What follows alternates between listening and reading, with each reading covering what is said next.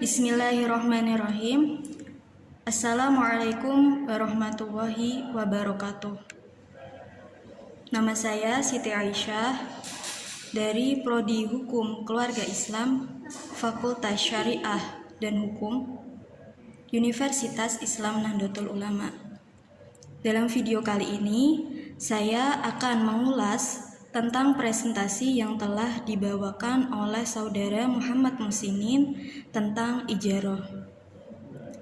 Sebelum membahas lebih lanjut apa itu ijarah, kita perlu mengenal apa sih ijarah secara etimologi dan terminologi.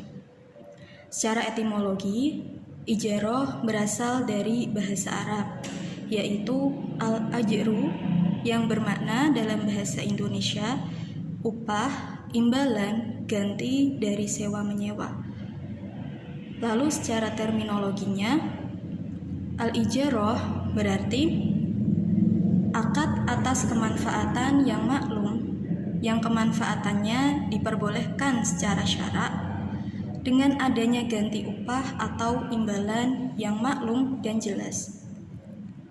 Dari pengertian ini bisa kita artikan bahwa yang dinamakan dengan ijarah itu ada dua unsur, yaitu kemanfaatan dan upah atau imbalan atas kemanfaatan tersebut.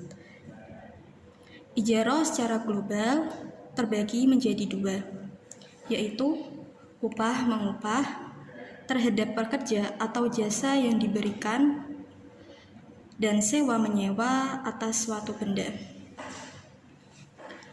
Rukun dari ijarah tentunya yang pertama ada pelaku ijarah tersebut, yaitu si penyewa dan orang yang menyewa,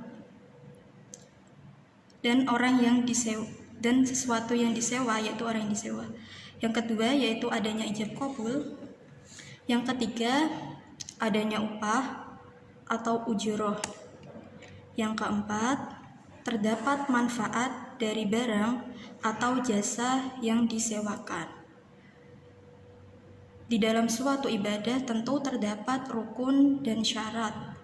Adapun syarat dari ijarah yaitu yang pertama, pelakunya itu sudah dewasa, sudah balik, berakal juga.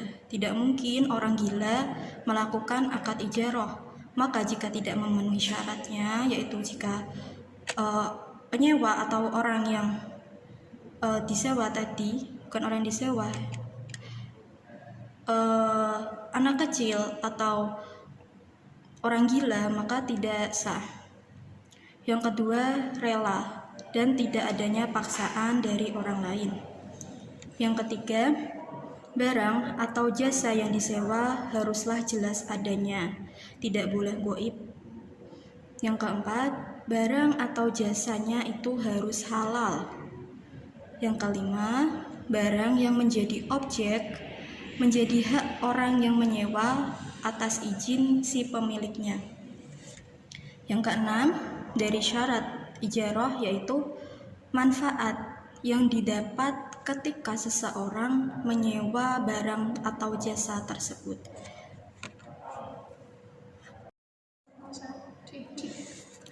Dalam pelaksanaannya, tata cara ijarah atau prosedurnya dalam properti ini dibagi menjadi beberapa tahapan. Tahap yang pertama yaitu tata cara ijarah, permohonan pembiayaan ijarah nasabah. Si nasabah tersebut mengajukan pembiayaan ijarah ke bank syariah. Tahap yang kedua, menyewa atau membeli ijarah bank syariah, kemudian membeli atau menyewa barang yang diinginkan oleh nasabah sebagai objek ijarah dari penjual, pemilik, pengembang, dan juga supplier. Yang ketiga, tahap tata cara ijarah yang ketiga, akad pembiayaan ijarah atas objek ijarah bank dan nasabah menandatangani akad pembiayaan ijarah setelah dicapai kesepakatan antara si nasabah dan juga bank mengenai barang objek ijarah, tarif ijarah, periode ijarah, dan juga pembiayaan pemeliharaannya. Tahap yang keempat dari tata cara ijarah Penyerahan objek ijarah selama akhir periode sewa, bank menyerahkan objek ijarah kepada nasabah sesuai akad yang disepakati. Jika periode ijarah berakhir, nasabah atau penyewa harus mengembalikan barang tersebut kepada bank sebagai aset untuk disewakan kembali. Tahap yang kelima, tata cara ijarah, yaitu pemindahan kepemilikan jika jenis transaksinya ijarah muntahiyah bil bitamlik. Jika akadnya adalah ijarah muntahiyah bitamlik, maka di akhir periode sewa, objek ijarah tersebut akan dijual dan dihibahkan kepada penyewa.